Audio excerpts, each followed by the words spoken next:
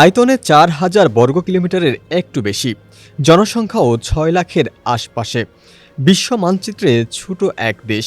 ইতিহাস, সংস্কৃতি ও উন্নয়নের গল্পে যার বিস্ময়কর উপস্থিতির কথা জানত সবাই, সেই কেপ ভার্দে ফুটবল মহাযজ্ঞে লিখেছে নতুন উপাখ্যান, জন্ম দিয়েছে রূপকথার।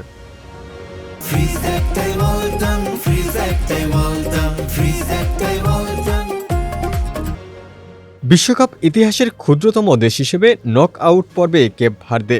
বিশ্বকাপের বিস্ময়ের নাম এখন আফ্রিকান দেশটি।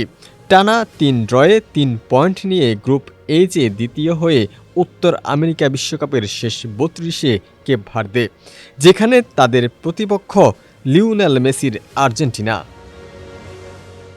ক্যামেরুনকে পেছনে ফেলে আফ্রিকা অঞ্চল থেকে বিশ্বকাপের টিকিট কাটে কেপ ভার্দে।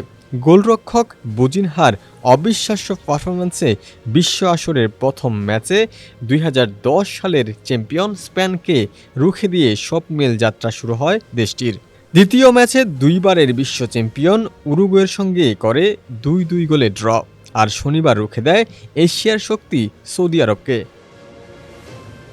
ববিস্তা নামে পরিচিত কেপ ভার্দের কোচ পতাকা হাতে করে যান ম্যাচ শেষে সংবাদ সম্মেলনেও।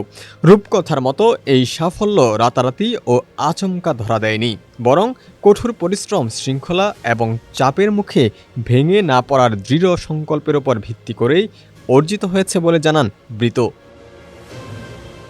এই দেশটির ফুটবল চলে প্রবাসীদের দিয়ে। নেদারল্যান্ডস, ফ্রান্স, পর্তুগাল, আয়ারল্যান্ড ও যুক্তরাষ্ট্রের ফুটবলারদের দিয়ে গড়া কেপ ভার্দের জাতীয় দল ইউরোপ ও বিশ্বের বিভিন্ন দেশের প্রথম, দ্বিতীয় ও তৃতীয় স্তরের লিগে খেলা ফুটবলারদের কল্যাণেই এখন ইতিহাসের পাতায় কেপ ভার্দে।